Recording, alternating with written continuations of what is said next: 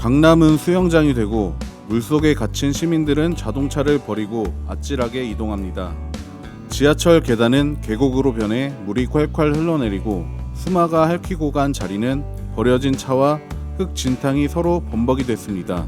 이번 폭우로 안타까운 사망 실종 사고도 발생했습니다. 우리 눈으로 똑똑히 본 GDP 10위 선진국 수도의 모습입니다. 이번 비는 기상청 관측 사상 역대 최고로 서울 동작구는 시간당 최대 141.5mm를 몰아치며 1강수량 381.5mm를 기록했습니다. 불과 10여 년 전 320mm 폭우가 내린 서울 사당은 거대한 호수, 강남은 강으로 변했습니다. 우면산 산사태로 토사가 남부 순환로 건너 맞은편 아파트 단지를 덮쳐 인명사고도 발생했습니다. 그 전에 서울의 기록적인 폭우 데이터를 집계해도 서울은 대략 10년을 주기로 홍수로 인한 참사가 매번 일어나고 있습니다. 2011년 우면산 사태 이후 당시 오세훈 시장은 서울 강남과 양천 등 7곳에 17조 원을 들여 대심도 빗물 터널을 건설하겠다는 발표를 했습니다. 대심도 터널은 지하 40-50m에 지름 10m의 대형 배수관을 말합니다. 하지만 오세훈 시장이 무상급식 투표로 낙마하고 박원순 전 시장이 취임하면서 이 계획이 전면 수정됐습니다. 환경단체를 비롯해 과도한 토목 공사를 중단해야 한다는 정치권의 반대가 있었기 때문입니다. 막대한 예산이 들어가는 것에 비해 효율성이 떨어진다는 논리였습니다. 결국 7곳 중 6곳에 대한 터널 건립 계획이 무산되고 양천구 신월동 일대 한 곳에만 건립이 완료됐습니다.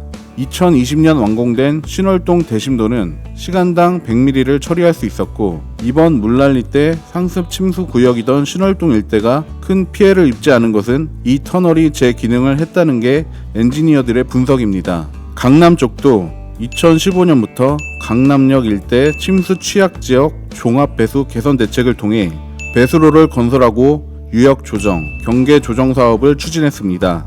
하지만 강남에 건설된 배수로는 시간당 80mm의 폭우만 처리할 수 있었고 저류 용량도 신월동의 32만 톤에 한참 미치지 못하는 1만 5천 톤에 불과했습니다. 반포천 유역분리 터널도 대책 발표 이후 3년 후 착공했습니다. 현재는 큰 터널만 완공했지 주변 하수관 공사는 마무리되지 못해 이번 폭우에 빗물이 빠져나올 수가 없었습니다.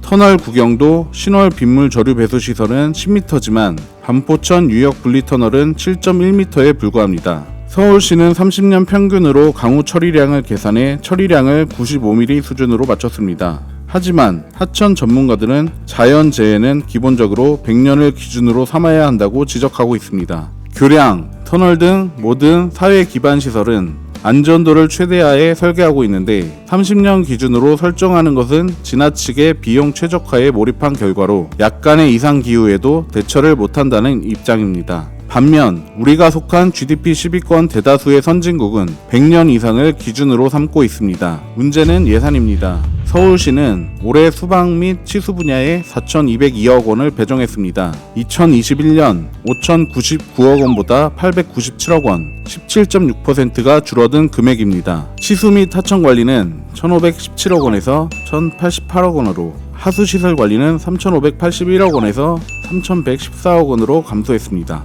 예산 자립률이 가장 높은 서울시가 이 지경인데 타 지자체는 국비 외에는 답이 없는 상황이겠죠. 앞으로 폭우는 지구 기후변화와 맞춰 계속될 것으로 전망됩니다. 날카로운 이번 폭우도 그간 우리나라에 전반적으로 영향을 주는 장마철 강수와 다르게 비구름대가 남북으로 폭이 서울을 다 덮지 못할 정도로 좁았습니다. 신대방동에 시간당 140mm가 넘는 비가 내리는 동안 20km 정도밖에 떨어지지 않은 도봉구에서는 비가 전혀 내리지 않는 상황이 벌어지기도 했습니다. 올여름 장마도 종료가 선언되고 열흘 정도 지나 장맛비보다 더한 폭우가 내렸고 장마의 패턴도 과거와 다르게 폭우, 폭염, 폭우가 반복되는 형태로 기후변화가 불과 수년 사이에 많이 달라졌습니다. 이 경우 제방붕괴, 사면붕괴, 도로치마, 산사태, 교량붕괴, 정전 등 수많은 불상사가 예고되어 있습니다. 이러한 자연재해를 막기 위해서는 충분한 예산을 투입해 대비하는 것 외에는 방법이 없습니다.